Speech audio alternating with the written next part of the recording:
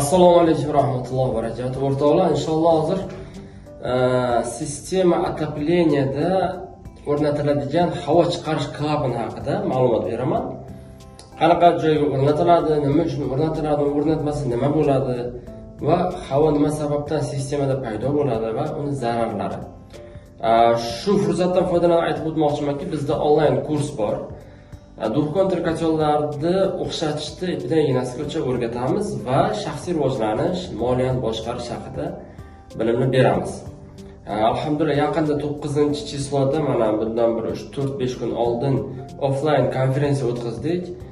Toshkent, Buxoro, butun O'zbekistondan shogirdlarimizni chaqirib, o'zimizni Foxpipe zavodimizga chaqirib, ishlab chiqarish jarayonini offline ko'rsatib, keyin laboratoriya jarayonini ham ko'rsatib, keyin shaxsiy rivojlanish va moliyaga oid bilimlarni bepul taqdim qilib berib va barchalariga bitta spits одежда berdik. RTK servis va Foxpipe deb yozilgan spitsovka berdik.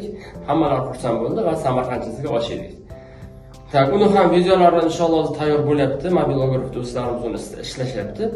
Tayyor bo'lgandan sizlarga taqdim qilamiz. Like bosishni unutmang, obuna bo'lishni tugmasini unutmang. Agar kimdir Duxkonter kotellarni sozlashni o'rganmoqchi bo'lsa yoki santexnika bilimlarini o'rganmoqchi bo'lsa, telefon raqam yozib qo'yaman, telefon qilasizlar va bizda darsliklarimizni yozamiz.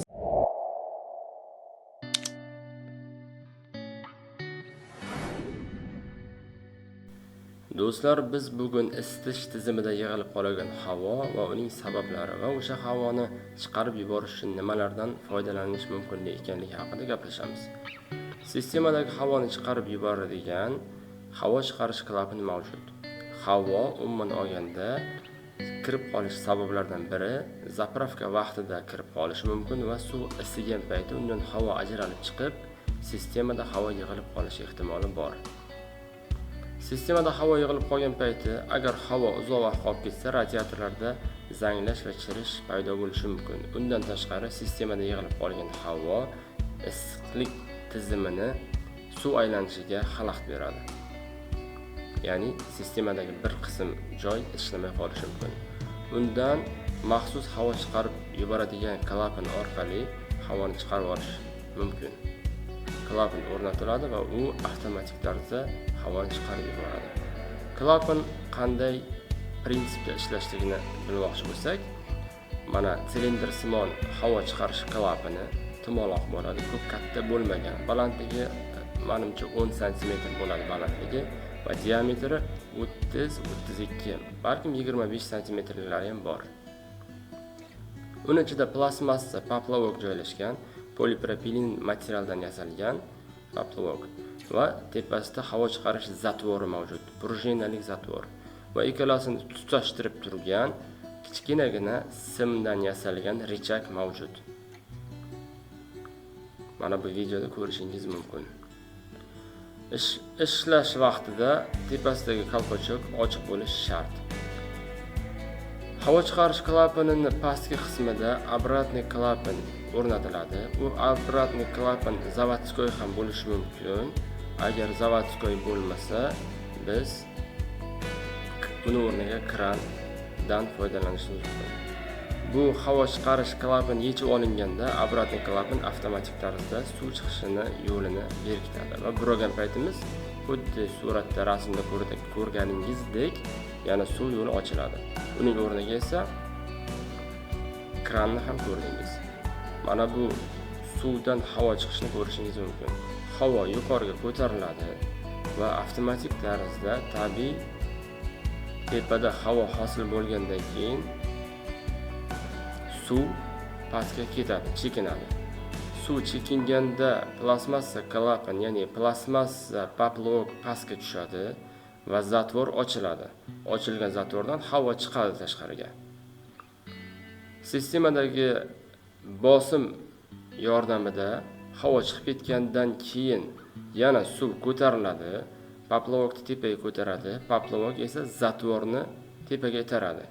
Shuning natijasida havo chiqib ketgan yo'l suv uchun berkiladi. Ba'zi bir havo chiqarish klapanini ishlab chiqaruvchilar ichidagi mexanizmlar zanglab ketmasligi uchun uni plastmassadan yasashdi. va bu ancha foydali bo'ldi.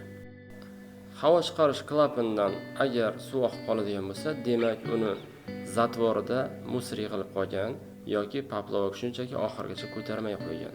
O'sha holatda poplovokdan havo chiqarish klapanidan suv oqib qoladi. Birinchidan uni har doim tik holatda o'rnatish shart. Klapanlarning turlariga keladigan bo'lsak, uni burchak ulanishliklari ham bor va tikka primoy ulanadiganlari ham mavjud.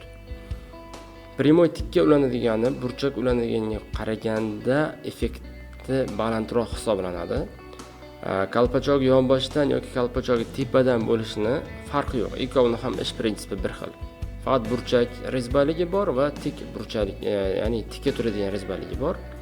O'shanda tikka turadigan rezbaligi effekti balandroq bo'ladi. Burchak turadigan rezbaligiga asosan radiatorlarga o'rnatiladi. E'tibor berish kerak, har qanday holatda ham ularning kalpachogi yuqorida bo'lishi shart. To'g'ri ishlashligi uchun. Undan tashqari mana shunaqa kran mayatnikka o'xshagan vozdux chiqaruvchi, havo chiqaruvchi klapanlar ham mavjud. Bu ham ichida plastmassa klapani bor. Bu ham avtomatik ravishda chiqarib yuboradi havoni. Do'stlar, havo chiqarish klapani har bir sistemani baland nuqtalariga, ya'ni zakritый sistema bo'lsa, yopiq sistema bo'lsa, расширительный bachok qo'yilmaydigan, ochiq bachok qo'yilmaydigan va poddavlение bosim ostida ishlayotgan sistemalarga albatta havo chiqarish qo'yish shart. Двухконтурный kotellarning ichida o'zini zavodskiy havo chiqarish tizimi mavjud, ya'ni klapani mavjud. Ammo agar двухконтурный kotel qo'ymagan bo'lsangiz, o'zi sirkulyatsionni nasos bilan agar sistema qilgan bo'lsangiz, sistemani baland nuqtalariga o'zi havo chiqarish klapanlari qo'yishingiz shart. Agar bu narsadan foydalanmasangiz, baland nuqtalarga havo yig'ilib qoladi va sistemada suv aylanish tizimi ishlamaydi. Ishlamagandan keyin albatta suv qaynab ketadi, turba yorilib ketish ehtimoli bor, hatto kotel yorilib ketish ehtimoli ham bor. O'rtoqlar, agar video foydali bo'lgan bo'lsa, like bosishni unutmang va yana ham foydali videolarimizni o'tkazib yubormaslik uchun bizning sahifamizga obuna bo'lish tugmasini bosib qo'ying. Assalomu alaykum va rahmatulloh. Kimni двухконтурный kotelni sozlash kerak bo'lsa yoki o'zini uyini yoki bir obyekti bo'lsa, santexnika ishlarini qilish kerak bo'lsa, bizga murojaat qilishi mumkin. Biz butun O'zbekiston bo'ylab faoliyat yuritamiz. Butun O'zbekiston bo'ylab bizning shogirdlarimiz bor, mutaxassis santexnik ustalarimiz bor. Qilgan ishimizga 2 yil rasmiy ravishda kafolat beramiz va narxlarimiz ham unchalik qimmat emas. Bu aytganimday, bizni zavodimizdan ham premium yaxshi sifatli mahsulotlar chiqadi, arzon narxda. Masalan, Rossiyaniki sotmoqchi bo'lsangiz, 1 metr turba 14 ming 15 ming so'm. Lekin xuddi o'sha texnologiya asosida, o'sha seryo bilan o'zimizda mahsulot, milliy mahsulot Fox Pipes zavodida ishlab chiqaramiz. U esa 10 ming so'm, 10,5 ming so'm. Ancha arzon. Shuning uchun bizga murojaat qilishingiz mumkin quyidagi telefon raqam orqali.